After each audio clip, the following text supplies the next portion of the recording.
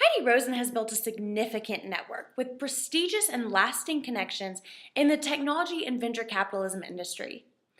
Part of Heidi's success relies on the fact that she is a successful giver, as defined by Adam Grant in the book Give and Take.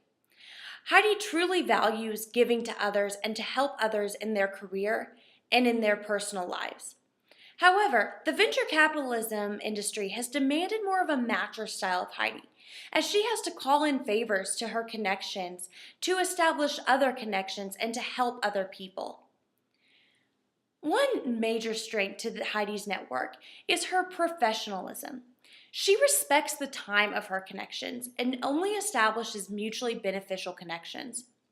By doing this, Heidi does not exhaust her contacts, and not exhausting her contacts allows her to maintain the network that she does, as she has great respect for her connections. Like Paul Revere, as told by Brian Uzi and Shannon Dunlap in How to Build Your Network, Heidi is an information broker. In the article, How to Build Your Network, Uzi and Dunlap compare Paul Revere's and William Dawes' network. Paul Revere's expands much farther than William Dawes, even though they were doing the same thing, because Paul Revere was an information broker, much like Heidi. Heidi is an information broker, even though she's also at the nuclei of her own network. This allows her network to be far-reaching, and the far-reaching aspect of her network allows many people to come to her, just like we see in the number of business plans she receives for review each day.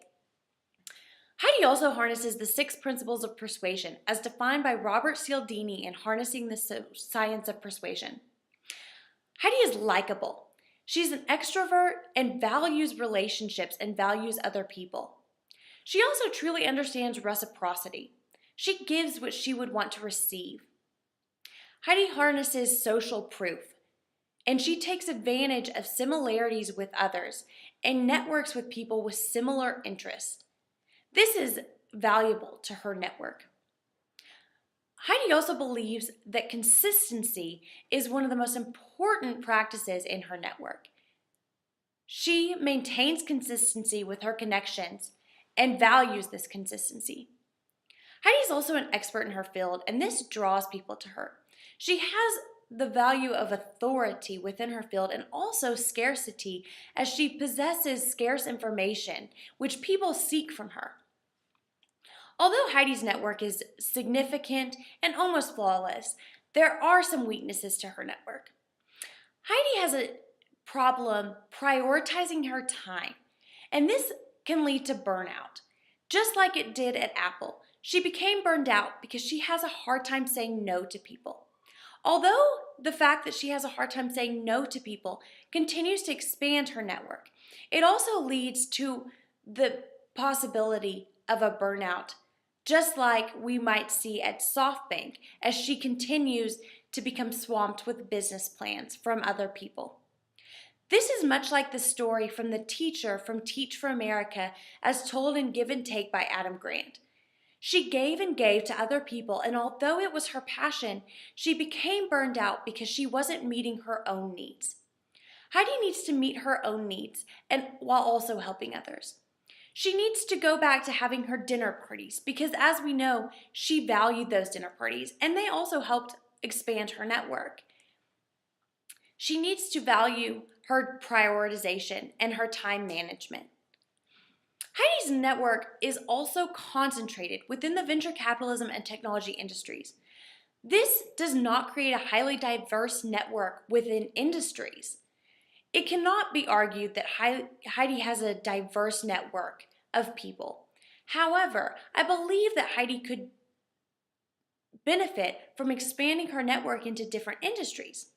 As told by Uzi and Dunlap in How to Build Your Network, highly diverse network ties can help you develop a more complete, creative, and unbiased view of issues. When you trade information or skills with people whose experiences differ from your own, you provide one another with unique, exceptionally valuable resources. I believe that Heidi could benefit from stepping out into people who don't have as similar as interests as she does, and into different industries. My advice for Heidi is that she get an assistant.